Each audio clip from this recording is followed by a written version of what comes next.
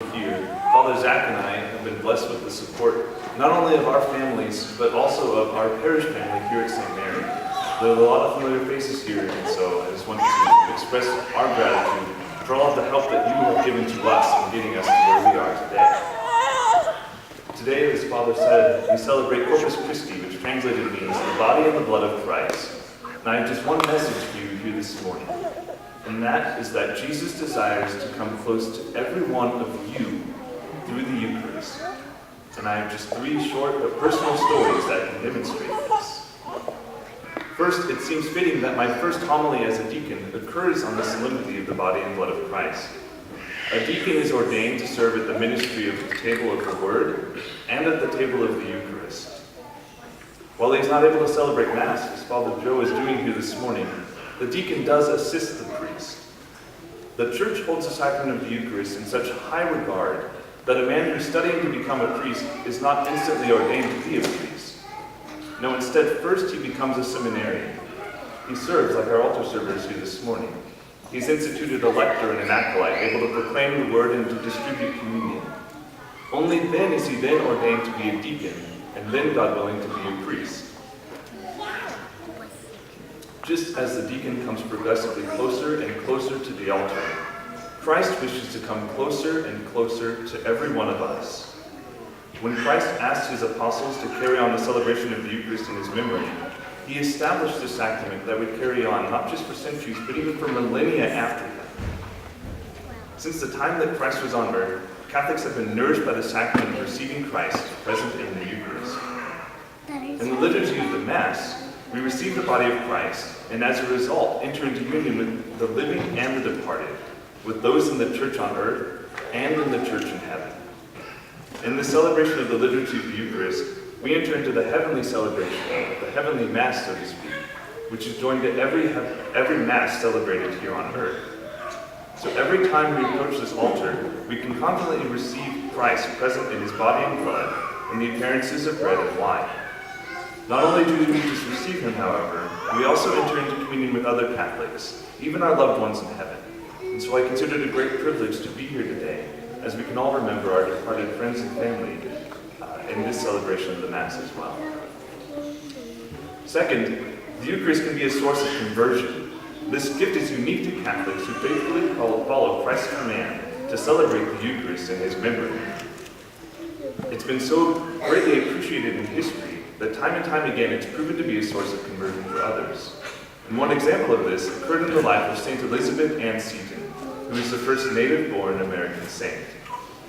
After a difficult series of events in her life, she stayed faithful to her Episcopalian Christian faith. But after the loss of her husband, she was taken in by faithful Catholics who were driven on by the charity that the Church and the sacraments provide. She tells a story, though, that as she prayed at Trinity Episcopalian Church, she found herself over and over again turning to St. Peter's Catholic Church nearby, because she knew in her heart, before she knew in her mind, that Jesus was truly physically present in the tabernacle in that Catholic Church, just as Jesus is truly and physically present here in the tabernacle today. It was not easy for her to accept this calling to conversion, but driven on by the Eucharist, she did enter into the Catholic Church.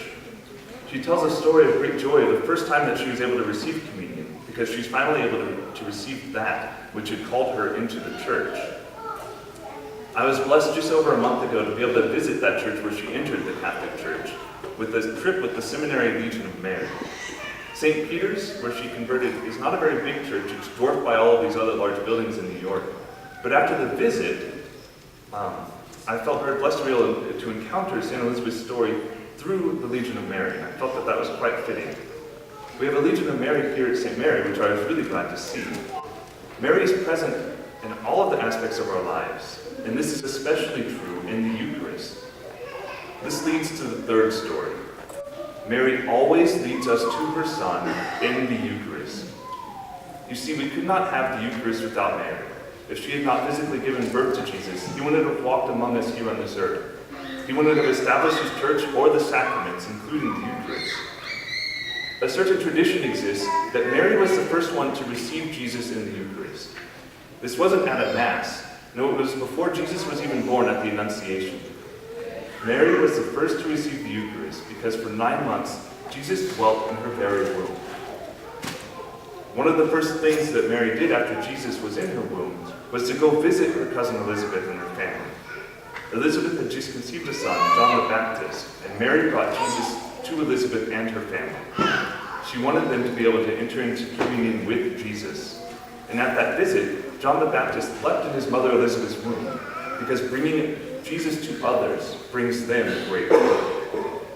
Just as Mary brought Jesus to Elizabeth, we are also called to bring Christ in the Eucharist to all of those around us. Perhaps for the kids here, it means getting along with each other in the car after Mass. Or maybe it's as simple as a phone call to a family member we haven't talked to in a while. Maybe we'll practice some form of stewardship in our diocese or our parish, like working at the Lord's Diner, or some other work of mercy in this year of mercy. No matter how we respond, we know that Jesus wishes to come closer to everyone, and he can do that through each one of us. So, just as the deacon comes closer and closer to the altar, just as St. Elizabeth Ann Seton converted to Catholicism because of Jesus in the Eucharist, and just as Mary came close to Jesus in the Eucharist, we should also consider how we will come close to Jesus in the Eucharist. Maybe one of these three stories can be like our own. Then we too will be able to take Jesus to those around us.